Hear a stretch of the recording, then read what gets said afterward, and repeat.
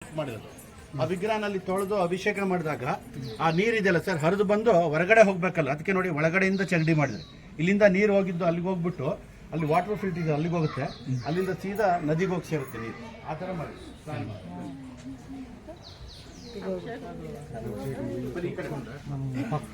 ಬಂದಂತ ಭಕ್ತಾದಿಗಳು ಪಾದ ಮುಟ್ಟಿ ನಮಸ್ಕಾರ ಮಾಡ್ಲಿಕ್ಕೋಸ್ಕರ ಇಲ್ಲಿ ಪಾದ ಮಾಡಿದ್ದಾರೆ. ಈ ಪಾದನ ಪದ್ಮಪಾದ ಅಂತ ಹೇಳ್ತಾರೆ. ಪಾದದಲ್ಲಿ ಹೂವಿದೆಯಲ್ಲ ಅದನ್ನು ಲಕ್ಷ್ಮಿಗೆ ಹೋಲಿಕೆ ಮಾಡ್ತಾರೆ. ದೇವ್ರ ದರ್ಶನ ಸಿಗಲಿಲ್ಲ ಅಂದರೆ ಇಲ್ಲಿ ಬಂದು ಪೂಜೆ ಮಾಡಿ ನಮಸ್ಕಾರ ಮಾಡ್ಕೊಂಡು ಹೋಗ್ತಿರ್ತಾರೆ. ಇಲ್ಲಿ ಪೂಜೆ ಮಾಡಿ ನಮಸ್ಕಾರ ಮಾಡಿದ್ರೆ ಒಳಗಡೆ ಇರೋ ದೇವರಿಗೆ ತಮ್ಮ ಪೂಜೆನ ಸಲ್ಲಿಸ್ತಾರೆ. ಇದು ವರಾಹ ಮೂರ್ತಿ ಅಲ್ಲಿ ನೋಡಿದ್ರೆ ಹಾಗಾಗಿ ಈಗಾಗಲೇ. ಬಟ್ ಇಲ್ಲಿ ಏನು ವ್ಯತ್ಯಾಸ ಕಾಣಿಸುತ್ತೆ ಅಂದರೆ ಕಲ್ಲಿನ ಕಲರ್ ಇದೆಯಲ್ಲ ಅದು ಲೈಟಾಗಿ ಯೆಲ್ಲೋ ಪೇಲ್ ಇದೆ, ಇದು ಲೈಟ್ ಬ್ಲಾಕ್ ಇದೆ, ಒಳಗಡೆ ಬ್ಲೂ ಮತ್ತು ಬ್ಲಾಕ್ ಮಿಕ್ಸ್ ಇದೆ. ಒಂದೇ ಜಾತಿ ಕಲ್ಲು ಕಲರ್ ಚೇಂಜ್. ಇಲ್ಲಿ ರತಿ ಮತ್ತು ಮನ್ಮಥ ಇದೆ, ಅದು ನ್ಯಾಚುರಲ್ ಸಿಕ್ಕಿರೋದೇ ಹಂಗೆ ಸ್ವಾಭಾವಿಕವಾಗಿ.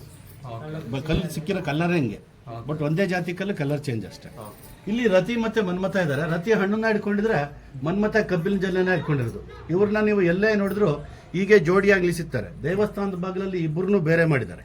ದೇವಸ್ಥಾನದ ಒಳಗಡೆ ಬರುವಾಗ ನಮ್ಮಲ್ಲಿರ್ತಕ್ಕಂಥ ಅರಿಷಡ್ ವರ್ಗಗಳನ್ನ ಹೊರಗಡೆ ಬಿಟ್ಟು ಬರಬೇಕು ಅನ್ನೋ ಕಾನ್ಸೆಪ್ಟ್. ಇದು ಮತ್ಸ್ಯಭೇದ ಯಂತ್ರ ಅಂತ. ದ್ರೌಪದಿ ಸ್ವಯಂವರದಲ್ಲಿ ಅರ್ಜುನ ಮೀನಿನ ಕಣ್ಣಿಗೆ ಬಾಣವನ್ನ ಹೂಡಿ ದ್ರೌಪದಿಯನ್ನ ಮದುವೆ ಆಗಿರೋ ಸಂದರ್ಭ. ಈ ವಿಗ್ರಹ ಹಾಳಾಗದಕ್ಕೆ ಕಾರಣ ಅಂದರೆ ಕಲ್ಲಲ್ಲಿ ಮಾಡಿರೋ ಬಿಲ್ಲಿತ್ತು, ಅದಕ್ಕೆ ತಂತಿಯನ್ನ ಬಿಡಿಸಿದ್ದ ಶಿಲ್ಪಿ. ಆ ಕಲ್ಲಿನ ತಂತಿಗೆ ಹೊಡೆದ್ರೆ ಸಂಗೀತ ಬರುತ್ತೆ ಅನ್ಕೊಂಡು ಹೊಡೆದು ಈ ರೀತಿ ಹಾಳು ಮಾಡಿದ್ರು. ಸಂಗೀತ ಬರ್ತಿರ್ಲಿಲ್ಲ, ಶಬ್ದ. ಸಂಗೀತ ಬರೋ ಕಂಬ ಇರೋದು ಹಂಪಿನಲ್ಲಿ.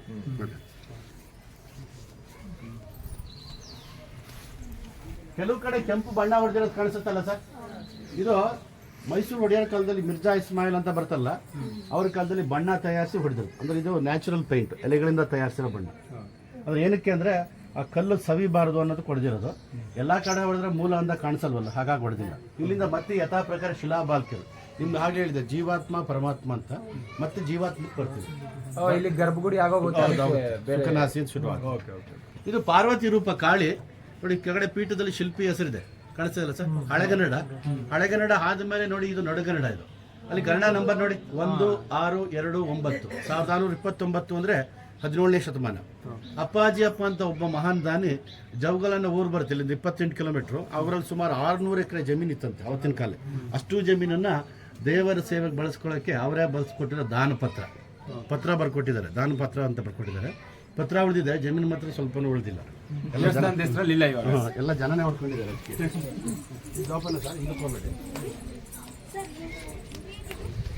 ಇದು ಕ್ಷೇತ್ರ ಪಾಲಕರು ಅಥವಾ ಏರಿಯಾ ಗಾರ್ಡ್ಸ್ ಅಂತ ಹೇಳ್ತಾರೆ. ಆಮೇಲೆ ಇವರು ದೇವತೆಗೆ ಸಮನಾದರಷ್ಟೇ ಅಷ್ಟೇ ಪರಿವಾರ ದೇವತೆಗಳು ಅಂತ. ಯಕ್ಷಿಣ ಕಿಂಗ್ ಪುರುಷರು ಅವರು. ಇದು ಬೇಟೆಗಾತಿ ನೋಡಿ, ಬೇಟೆ ಮುಗಿಸ್ಕೊಂಡು ಬರ್ತಾ ಇದ್ದಾಳೆ, ಬಿಲ್ಲನ್ನ ಹೆಗಲ ಮೇಲೆ ಎರ್ಸಿರೋದು. ಒಬ್ಬ ದಾಸಿ ಆಕೆಗೆ ಸಹಾಯ ಮಾಡೋಳು ಸತ್ತಿರೋ ಪ್ರಾಣಿನ ಹೊತ್ಕೊಂಡಿದ್ದಾಳೆ ನೋಡಿ, ಮೊಲದ ಥರ ಇದೆ. ಈ ಕಡೆ ಇನ್ನೊಬ್ಳು ಕಾಲನ್ನ ಮಡಿಸ್ತಾಳೆ. ಇನ್ನು ಪುಟ್ಟ ದಾಸಿ ಒಬ್ಳು ಸೂಜಿಯಿಂದ ನೋಡಿ ಮುಳ್ಳನ್ನ ತೆಗಿತಿರೋದು. ಅವಳಿಗೆ ಒಬ್ಳು ಪಿ, ಅವಳಿಗೆ ಇನ್ನೊಬ್ಳು ಪಿ. ಆಟಾಳಿಗೆ ಚೋಟಾಳು ಮೋಟಾಳು. ಆ ಕಿವಿನಲ್ಲಿ ಓಲೆ ನೋಡಿ ಸ್ಟಾರ್ ಶೇಪ್ ಇದೆ. ಅದೇ ಇಲ್ಲಿ ನೋಡಿ ರೌಂಡ್ ಶೇಪ್ ಇದೆ. ಸೊಂಟ ಪಟ್ಟಿ ನೋಡಿ, ಕಾಲ್ ಕಡಗ, ಕಾಲ್ ಚೈನ್ ನೋಡಿ. ಒಂದು ವಿಗ್ರಹದಲ್ಲಿ ಆಭರಣ ಇನ್ನೊಂದು ವಿಗ್ರಹದಲ್ಲಿ ರಿಪೀಟ್ ಆಗಿಲ್ಲ. ಆಭರಣ ಪೆಟ್ಟಿಗೆ. ಈ ಬಾಕ್ಸ್ ಬಂದು ಸರಿ, ಈ ಬಾಗಿಲು ಬಂದು ಉತ್ತರ ದಿಕ್ಕಿಗಿದೆ. ಈಗೆಲ್ಲ ಶೂನ್ಯ ಮಾಸ ಅಲ್ಲ ಸರ್, ಧನುರ್ಮಾಸ ಪ್ರಾರಂಭ ಆಗಿತ್ತು. ಮೊನ್ನೆ ವೈಕುಂಠ ಏಕಾದಶಿ. ಇದು ಉತ್ತರಾಯಣ ಪುಣ್ಯ ಕಾಲಕ್ಕೆ ಬಾಗಿಲನ್ನ ಓಪನ್ ಮಾಡ್ತಾರೆ. ಇದು ಭಸ್ಮಾಸುರನ್ನ ಕೊಲ್ಲೋದಕ್ಕೆ ವಿಷ್ಣು ಮೋಹಿನಿ ರೂಪ ಧರಿಸಿ ಈ ಥರ ನಾಟ್ಯ ಮಾಡಿದ್ದು. ಇದೇ ಥರ ನಾಟ್ಯ ಮಾಡ್ಲಿಕ್ಕೆ ಹೋಗಿ ಭಸ್ಮಾಸುರ ತನ್ನ ಮೇಲೆ ತಾನೇ ಕೈ ಇಟ್ಕೊಂಡು ಬೂದಿ ಆಗ್ತಾನೆ. ಬಟ್ ಇಲ್ಲಿ ಆರ್ಕಿಯಾಲಜಿ ರಿಪೋರ್ಟ್ ಏನು ಹೇಳ್ತಂದ್ರೆ ಆ ವಿಗ್ರಹನ ಅಲ್ಲಿಂದ ತೆಗೆದು ಸರಿಯಾಗಿ ಸ್ಟ್ರೈಟ್ ಆಗಿ ಕೆಳಗಡೆ ನಿಲ್ಲಿಸಿ ಬಲಗೇನು ಕಿರುಬಳಿದಲ್ಲ ತಲೆ ಮೇಲೆ ನೀರಿನ ಹನಿ ಹಾಕಿದ್ರೆ ಮೂಗಿನ ಮೇಲೆ ಬಿದ್ದು, ಎಡಗಡೆ ಎದೆ ಮೇಲೆ ಬಿದ್ದು, ಎಡಗಾಲಿನ ಹೆಬ್ಬೆರಳು ತುದಿ ಇನ್ನೊಂದು ಅಲ್ಲಿಗೆ ಬೀಳುತ್ತೆ. ಎಲ್ಲ 4 ಹನಿಗಳು ಒಂದೇ ಲೈನಲ್ಲಿ ಬೀಳಬೇಕಾಗಿದೆ. ಆ ಶಿಲ್ಪಿಯ ಸ್ಕಿಲ್ ಹೇಗಿತ್ತು ಅಂತ ಕೌಶಲ್ಯ.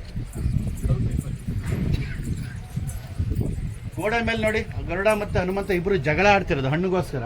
ಹಣ್ಣನ್ನು ಸಮವಾಗಿ 2 ಭಾಗ ಮಾಡಿದ್ರು. ಇಬ್ಬರು ವಿಷ್ಣುಗೆ ಭಕ್ತರವರು, ಅದಕ್ಕೆ ಸಮಭಕ್ತರಲ್ಲ, ಅದಕ್ಕೆ ಸಮಭಾಗ. ಈ ಸುಂದರಿ ಫೋಲ್ಡ್ ಮಾಡಿರೋ ಸೀರೆ ಇದೆಯಲ್ಲ, ಸೀರೆ ನೋಡಿ ನೆರಿಗೆ ಮಾಡಿಕೊಂಡಿರೋದು. ಸೀರೆ ಡಿಸೈನ್ ಅಲ್ಲಿ ನೋಡಿ ಎಡಗಡೆ ಮಂಡಿ ಮೇಲೆ ಕಾಣಿಸ್ತದೆ, ಅಬ್ಸರ್ವ್ ಮಾಡಿ ನೋಡಿ. ಪ್ರಿಂಟೆಡ್ ಸಾರಿ. 12ನೇ ಶತಮಾನದಲ್ಲೇ ಎಂತೆಂಥ ಬಟ್ಟೆಗಳನ್ನು ಬಳಸ್ತಿದ್ರು ಅಂತ. ಬನ್ನಿ ಈ ಕಡೆ ಬನ್ನಿ. ವಿಷ್ಣು ಪರಮಾತ್ಮ ಯಾವಾಗಲೂ ಆದಿಶೇಷನ ಮೇಲೆ ವಿಶ್ರಾಂತಿ ಪಡೆದಿರೋದು ಕ್ಷೀರಸಾಗರದಲ್ಲಿ. ಅನಂತ ಶಯನ, ಅನಂತ ಪದ್ಮನಾಭ ಅಂತ ಹೇಳ್ತೀವಿ. ಇಲ್ಲಿ ಬ್ರಹ್ಮನನ್ನ ವಿಷ್ಣು ಮಗ ಅಂತ ಹೇಳ್ತೀವಿ, ಯಾಕೆಂದ್ರೆ ಬ್ರಹ್ಮ ಹುಟ್ಟಿದ್ದು ವಿಷ್ಣುವಿನ ನಾಭಿಯಿಂದ. ಕಾಣ್ತಿದಲ್ಲ ಸರ್, ಇದು ತನ್ನ ಶಿಷ್ಯಗೆ ನೋಡಿ ನಾಟ್ಯ ಹೇಳ್ಕೊಡ್ತಿರೋದು. ಗುರು ಶಿಷ್ಯನ ಅರ್ಥನ ಇದು ಹೆಣ್ಮಕ್ಳು ಶಾಸ್ತ್ರ ಹೇಳ್ತಾರಲ್ಲ, ಅಸ್ಟ್ರಾಲಜಿ.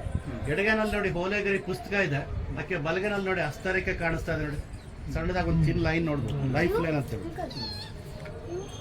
ಇವೆಲ್ಲ ವಿಗ್ರಹಗಳಷ್ಟೇ. ಇದು ಡೋಲ್ ಬಾರಿಸ್ತಿರೋದು ಎಲ್ಲ ನೋಡಿ, ವಾದ್ಯಗಳು.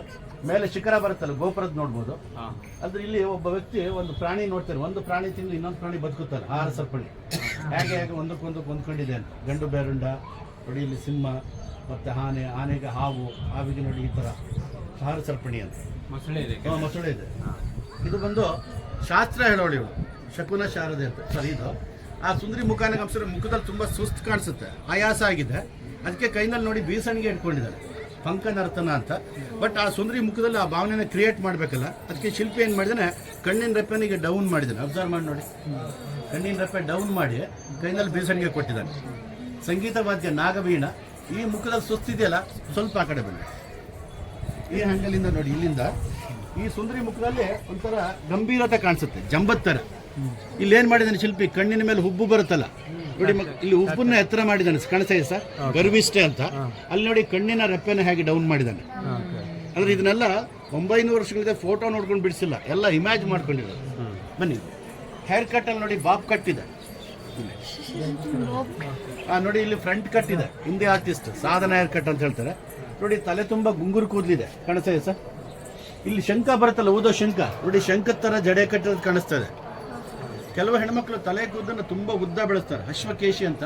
ಅದಕ್ಕೆ ಎಕ್ಸಾಂಪಲ್ ಇದೆ ನೋಡಿ, ಇಲ್ಲಿಂದ ತಲೆ ಕೂದಲು ಹೊರಟಿದ್ದು ಹಿಂಗೆ ಬಂದು ಕೆಳಗಡೆ ಬಿಟ್ಟಿದ್ದಾರೆ, ಎಷ್ಟು ಉದ್ದ ಇದೆ. ಆ ಉದ್ದವಾದ ತಲೆ ಕೂದಲಿನ ಮೇಲೆ ಒಂದು ಅಡ್ಡ ಪಟ್ಟಿ ಹೋಗಿದೆ, ಕಾಣಿಸ್ತಾ ಇದೆಯಾ, ಅದು ಹೇರ್ ಕ್ಲಿಪ್, ಅದು ಮರದ ಹೇರ್ ಪಿನ್ ಅನ್ನು ಜಡೆ ಕಟ್ಟೋದು ಬಳಸಿದೆ. ಇದು ನಮ್ಮ ಪರಂಪರೆ. ಮದುವೆ ಆದ್ಮೇಲೆ ಕಾಲುಂಗ್ರ ಹಾಕೋದು ಪದ್ಧತಿ. ಹಾಗಾಗಿ ಪುಟ್ಟದಾಸಿ ಕಾಲು ಬಳ್ಳಿ ಕಾಲುಂಗ್ರ ತೊಡಸ್ತಾ ಇದ್ದಾಳೆ. ಒಂದೇ ಕಾಲ ಮೇಲೆ ನಿಲ್ಲಬೇಕಾದ್ರೆ ಸಪೋರ್ಟ್ ಬೇಕು, ಅದಕ್ಕೆ ಬಳ್ಳಿ ಇಟ್ಕೊಂಡಿದ್ದಾಳೆ, ಕಾಣಿಸ್ತಿದೆ ನೋಡಿ. ಬಲಗೈನ ಕೆಳಗಡೆ ಬಿಟ್ಟಾಗ 2 ಬಳೆ ಬಿಗ್ಗಿ ಕೂತಿದೆ, ಲೂಸ್ ಆಗಿ ಒಂದು ಬಳೆ ಜಾರ್ತಾ ಇದೆ ನೋಡಿ. ಬಳೆ ಜಾರ್ತಿರೋದನ್ನು ಶಿಲ್ಪಿ ಕಲ್ಲಲ್ಲಿ ತೋರಿಸಿ ಎಷ್ಟು ನೈಜವಾಗಿದೆ ಅಂತ. ಅದು ಸಪೋರ್ಟ್ಗೆ ಪ್ರತಿ ವಿಗ್ರಹದಲ್ಲೂ ಹಿಂದೆ ಇದೆ. ಸಿಂಹ, ಒಂದು ಲೇಡಿ ವಿಗ್ರಹ ಇದೆ, ಕಟ್ಟೋದಕ್ಕೆ ಮಾಡಿರೋದು. ಈಗೆಲ್ಲ ಈ ಕಡೆ ಬನ್ನಿ, ಇಲ್ಲಿಂದ ಗಮನಿಸಿದ್ರೆ ಆ ವ್ಯಕ್ತಿ ಮುಖದಲ್ಲಿ ಗಡ್ಡ ಬಿಡಿಸಿ ನೋಡಿ ಸರ್, ಫ್ರೆಂಚ್ ಬಿಯರ್ಡ್ ಇದೆ, ಆಗಲೇ ಇತ್ತು ಅಂತ ಫ್ರೆಂಚ್ ಬಿಯರ್ಡ್. ಮತ್ತು ಇನ್ನೊಂದು ವಿಶೇಷ ಅಂದರೆ, ಆ ಡೋಲನ್ನು ಯೂಸ್ ಮಾಡ್ತಾ ಹೋದಾಗೆ ಡೋಲಿನ ಚರ್ಮ ಸೌದೋಗಿದೆಯೇನೋ ಅನ್ನೋ ರೀತಿ ಕಾಣಬೇಕಲ್ಲ, ಅದಕ್ಕೆ ನೋಡಿ ಒಳಗಡೆ ಟೊಳ್ಳು ಮಾಡಿದೆ. ಇದು ಶಾಸನಗಳು. ಈ ನಿಮಗೆ ಹಿಸ್ಟ್ರಿ ಹೇಳ್ತೀವಲ್ಲ, ಇವುಗಳ ಆಧಾರದ ಮೇಲೆ ಇದನ್ನ ಹಳೆಗನ್ನಡದಲ್ಲಿ ಯಾರು ಎಕ್ಸ್ಪರ್ಟ್ ಇದ್ದಾರೆ ಅಂಥವ್ರನ್ನ ಕರೆಸಿ ಹೊಸಗನ್ನಡಕ್ಕೆ ಟ್ರಾನ್ಸ್ಲೇಟ್ ಮಾಡ್ತಾರೆ. ಆಗ ನಿಮಗೆ ಹಿಸ್ಟ್ರಿ ಹೇಳಕ್ಕೆ ಅನುಕೂಲ ಆಗುತ್ತೆ. ಅದ ಕನ್ನಡ ಮೇಜರ್ ಸಬ್ಜೆಕ್ಟ್ ಮಾಡ್ತಾರಲ್ಲ ಸರ್, ನಿಮಗೆ ಅವ್ರಿಗೆ ಅನುಕೂಲ ಆಗುತ್ತೆ. ಹಿಂದಕ್ಕೋಗ್ಬೇಡಿ. ಇದು 2 ಕೈನಲ್ಲಿ ನೋಡಿ ತಾಳ ಆಗ್ತಾ ಹಾಡು ಹೇಳ್ತಿರೋದು ಗಾನ ಮಂದಿರ. ಇಲ್ಲಿ ನಿಮಗೆ ಬಹಳ ಸ್ಪಷ್ಟವಾಗಿ ಕಾಣಿಸುತ್ತೆ, 2 ತುಟಿ ಮಧ್ಯೆ ನೋಡಿ ಹಲ್ಲುಗಳು ಸಾಲೆಲ್ಲ ಕಾಣಿಸುತ್ತೆ, ತುಂಬ ಡೀಟೇಲ್ ಆಗಿ. ಗಾನ ಅಂದರೆ ಹಾಡು ಹೇಳೋದು, ಮಂದಿರ ಅಂದರೆ ತಾಳ. ಇವರೇ ವಿಷ್ಣುವರ್ಧನ ಮಹಾರಾಜನ ಮಗ ನರಸಿಂಹ ಬಲ್ಲಾಳ. ಇವ್ರ ನಂತರ ಬಂದಿದ್ದು 2ನೇ ವೀರ ಬಲ್ಲಾಳ. ಅದು ಸುಂದರಿ ನೋಡಿ ಭರತನಾಟ್ಯ ಮುಗಿಸ್ತಾ ಇರೋದು, ಫೈನಲ್ ಸ್ಟೇಜು. ಎಡಗಾಲಿನ ಹೆಬ್ಬಳ್ಳಲ್ಲಿ ತಾಳ ಆಗ್ತಿದ್ದಾಳೆ, ಹಾಗಾಗಿ ಹೆಬ್ಬಳ್ಳು ಸ್ವಲ್ಪ ರೈಸ್ ಆಗಿದೆ. ಸಂಗೀತ ಬಂದರೆ ಕೈನಲ್ಲಿ ತಾಳ, ಕುಣಿತ ಬಂದರೆ ಕಾಲಲ್ಲಿ ತಾಳ. ಒಟ್ಟು ವಿಸ್ತೀರ್ಣ ನೋಡಿ 4 ರಿಂದ 5 ಎಕರೆ ಜಾಗ ಬಳಸ್ಕೊಂಡಿದ್ದಾರೆ. ನಿಮ್ಗೆ ಆಗಲೇ ಹೇಳ್ದಾನೆ, ವಾಸ್ತು ಆಧಾರದ ಮೇಲೆ ದೇವಸ್ಥಾನ ಕಟ್ಟಿದೆ.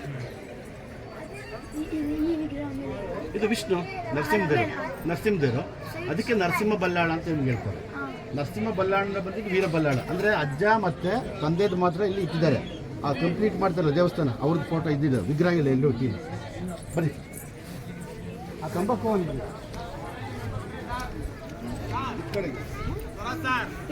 ಮೊಬೈಲ್ ಫೋನ್ ಹಂಗೆ ಒಳಗಡೆ ಇಟ್ಕೊಂಡು ಕರ್ಕೊಂಡು ನಡ್ರಿ, ಲಾಸ್ಟ್ ಟೈಮ್ ಫೋಟೋ ತಗೊಂಡು ಹೋಗೋಣ.